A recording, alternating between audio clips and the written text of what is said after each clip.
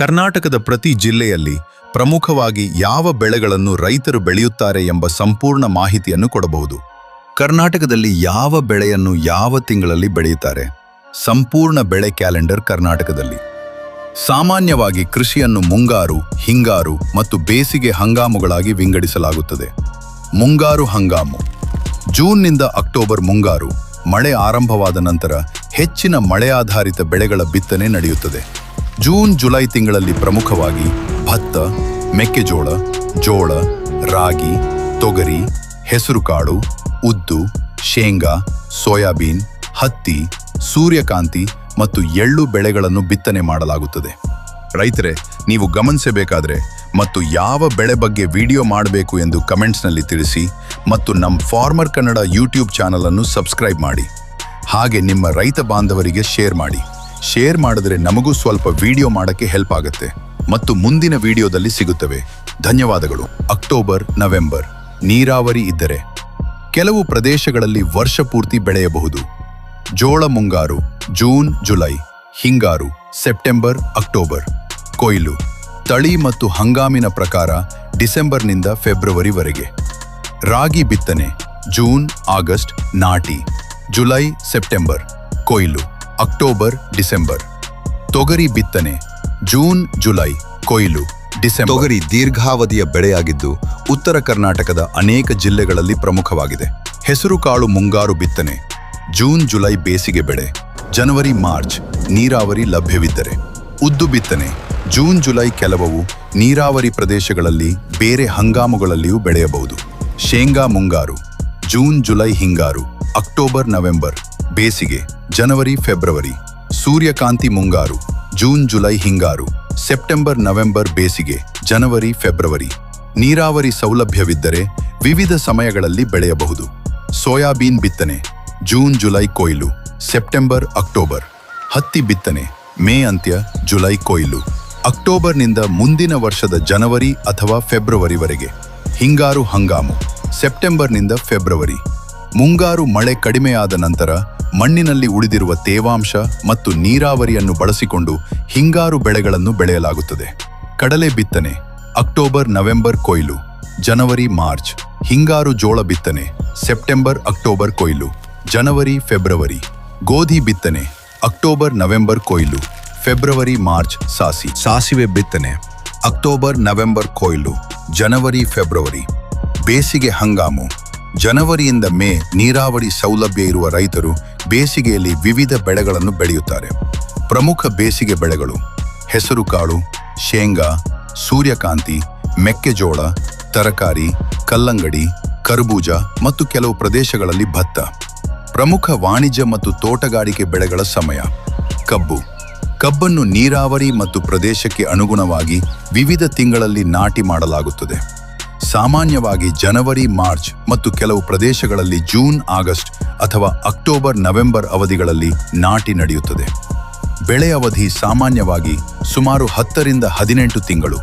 ತಳಿ ಮತ್ತು ಕೃಷಿ ಪದ್ಧತಿಯ ಮೇಲೆ ಅವಲಂಬಿತವಾಗಿರುತ್ತದೆ. ಅರಿಶಿಣ ನಾಟಿ ಮೇರಿಂದ ಜೂನ್ವರೆಗೆ, ಕೊಯ್ಲು ಜನವರಿಯಿಂದ ಮಾರ್ಚ್ವರೆಗೆ. ಶುಂಠಿ ನಾಟಿ ಏಪ್ರಿಲ್ ಜೂನ್, ಕೊಯ್ಲು ಡಿಸೆಂಬರ್ ಫೆಬ್ರವರಿ. ಮೆಣಸಿನಕಾಯಿ ನರ್ಸರಿ ಮೇ ಜುಲೈ ನಾಟಿ, ಜೂನ್ ಆಗಸ್ಟ್. ಹಿಂಗಾರು ಅಥವಾ ನೀರಾವರಿ ಬೆಳೆಯಾಗಿ ಕೆಲವು ಪ್ರದೇಶಗಳಲ್ಲಿ ಸೆಪ್ಟೆಂಬರ್ ನವೆಂಬರ್ ಅವಧಿಯಲ್ಲೂ ನಾಟಿ ಮಾಡಲಾಗುತ್ತದೆ. ಈರುಳ್ಳಿ ಮುಂಗಾರು ಮೇ ಜುಲೈ, ಹಿಂಗಾರು ಸೆಪ್ಟೆಂಬರ್ ನವೆಂಬರ್ ಬೇಸಿಗೆ, ಡಿಸೆಂಬರ್ ಜನವರಿ. ಅನೇಕ ನೀರಾವರಿ ಪ್ರದೇಶಗಳಲ್ಲಿ ವರ್ಷ ಪೂರ್ತಿ ಬೆಳೆಯಬಹುದು. ಸಾಮಾನ್ಯ ನಾಟಿ ಅವಧಿಗಳು June July, September November, January February. ಆಲೂಗಡ್ಡೆ ಪ್ರದೇಶ ಮತ್ತು ಹವಾಮಾನಕ್ಕೆ ಅನುಗುಣವಾಗಿ ಸಾಮಾನ್ಯವಾಗಿ ಜೂನ್ ಜುಲೈ ಅಥವಾ ಅಕ್ಟೋಬರ್ ನವೆಂಬರ್ ತಿಂಗಳಲ್ಲಿ ನಾಟಿ ಮಾಡಲಾಗುತ್ತದೆ. ಕಲ್ಲಂಗಡಿ ಬಿತ್ತನೆ ಡಿಸೆಂಬರ್ ಫೆಬ್ರವರಿ. ಕೆಲವು ಪ್ರದೇಶಗಳಲ್ಲಿ ನೀರಾವರಿ ಮತ್ತು ಹವಾಮಾನಕ್ಕೆ ಅನುಗುಣವಾಗಿ ಬೇರೆ ಸಮಯದಲ್ಲೂ ಬೆಳೆಯಬಹುದು. ಕರ್ಬೂಜ ಬಿತ್ತನೆ ಡಿಸೆಂಬರ್ ಫೆಬ್ರವರಿ. ಹಣ್ಣಿನ ಬೆಳೆಗಳು ಬಾಳೆ. ನೀರಾವರಿ ಸೌಲಭ್ಯ ಇದ್ದರೆ ಬಹುತೇಕ ವರ್ಷ ಪೂರ್ತಿ ನಾಟಿ ಮಾಡಬಹುದು. ಆದರೆ ಅತಿಯಾದ ಮಳೆ ಅಥವಾ ತೀವ್ರ ಹವಾಮಾನವನ್ನು ಗಮನಿಸಿ ಸ್ಥಳೀಯ ಪರಿಸ್ಥಿತಿಗೆ ತಕ್ಕ ಸಮಯ ಆಯ್ಕೆ ಮಾಡಬೇಕು. ದ್ರಾಕ್ಷಿ. ಹೊಸ ತೋಟ ಸ್ಥಾಪನೆ ಮತ್ತು ಕಟಾವು ನಿರ್ವಹಣೆ ಪ್ರದೇಶದ ಹವಾಮಾನ ಹಾಗೂ ಉತ್ಪಾದನಾ ಯೋಜನೆಯ ಮೇಲೆ ಅವಲಂಬಿತವಾಗಿರುತ್ತದೆ. ವಿಜಯಪುರ ಮತ್ತು ಉತ್ತರ ಕರ್ನಾಟಕದ ದ್ರಾಕ್ಷಿ ಕೃಷಿಯಲ್ಲಿ ವಿಶೇಷ ನಿರ್ವಹಣಾ ಕ್ಯಾಲೆಂಡರ್ ಅನುಸರಿಸಲಾಗುತ್ತದೆ. ಮಾವು ಹೊಸ ಸಸಿ ನಾಟಿಗೆ ಉತ್ತಮ ಸಮಯ ಜೂನ್ರಿಂದ ಆಗಸ್ಟ್ವರೆಗೆ. ನೀರಾವರಿ ಸೌಲಭ್ಯವಿದ್ದರೆ ಇತರ ಸಮಯದಲ್ಲಿಯೂ ನಾಟಿ ಸಾಧ್ಯ. ಪಪ್ಪಾಯಿ ನೀರಾವರಿ ಇದ್ದರೆ ವರ್ಷಪೂರ್ತಿ ನಾಟಿ ಸಾಧ್ಯ. ಸಾಮಾನ್ಯವಾಗಿ ಜೂನ್ರಿಂದ ಜುಲೈವರೆಗೆ, ಸೆಪ್ಟೆಂಬರ್ರಿಂದ ಅಕ್ಟೋಬರ್ವರೆಗೆ ಮತ್ತು ಫೆಬ್ರವರಿಯಿಂದ ಮಾರ್ಚ್ವರೆಗೆ ಅವಧಿಗಳ ಆಯ್ಕೆ ಮಾಡಲಾಗುತ್ತದೆ. ದಾಳಿಂಬೆ ನೀರಾವರಿ ಸೌಲಭ್ಯವಿದ್ದರೆ ವಿವಿಧ ಸಮಯಗಳಲ್ಲಿ ಹೊಸ ತೋಟ ಸ್ಥಾಪಿಸಬಹುದು.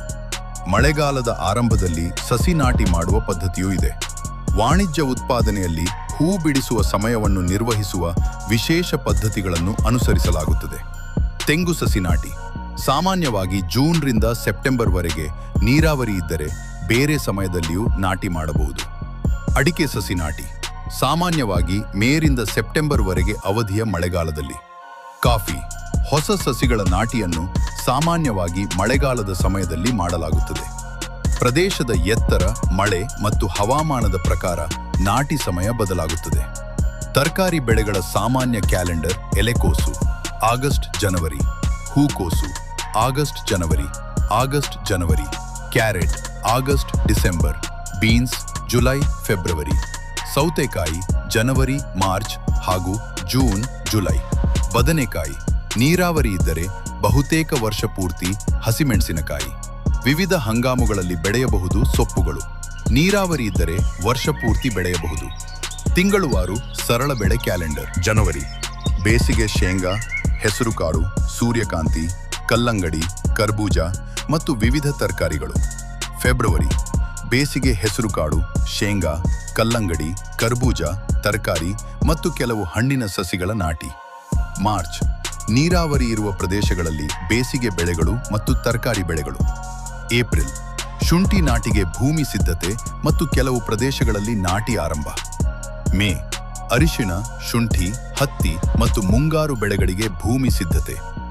ಜೂನ್ ಭತ್ತ, ಮೆಕ್ಕೆಜೋಳ, ರಾಗಿ, ಜೋಳ, ತೊಗರಿ, ಹೆಸರು, ಉದ್ದು, ಶೇಂಗಾ, ಸೋಯಾಬೀನ್, ಹತ್ತಿ ಮತ್ತು ಎಳ್ಳು ಸೇರಿದಂತೆ ಬಹುತೇಕ ಮುಂಗಾರು ಬೆಳೆಗಳ ಪ್ರಮುಖ ಬಿತ್ತನೆ ಸಮಯ. ಜುಲೈ ಮುಂಗಾರು ಬೆಳೆಗಳ ಬಿತ್ತನೆ ಮತ್ತು ಭತ್ತ, ರಾಗಿ ಮುಂತಾದ ಬೆಳೆಗಳ ನಾಟಿ.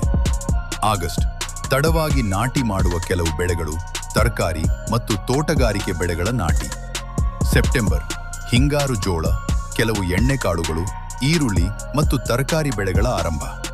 ಅಕ್ಟೋಬರ್ ಕಡಲೆ, ಗೋಧಿ, ಹಿಂಗಾರು ಜೋಳ, ಶೇಂಗಾ ಮತ್ತು ಇತರ ಹಿಂಗಾರು ಬೆಳೆಗಳ ಪ್ರಮುಖ ಬಿತ್ತನೆ. ನವೆಂಬರ್ ಕಡಲೆ, ಗೋಧಿ, ಈರುಳ್ಳಿ, ತರಕಾರಿ ಮತ್ತು ನೀರಾವರಿ ಆಧಾರಿತ ಬೆಳೆಗಳು. ಡಿಸೆಂಬರ್ ಕಲ್ಲಂಗಡಿ, ಕರ್ಬೂಜ, ಬೇಸಿಗೆ ತರಕಾರಿ ಮತ್ತು ಮುಂದಿನ ಬೇಸಿಗೆ ಬೆಳೆಗಳಿಗೆ ಸಿದ್ಧತೆ. ರೈತರು ಗಮನಿಸಬೇಕಾದ ಮುಖ್ಯ ವಿಷಯ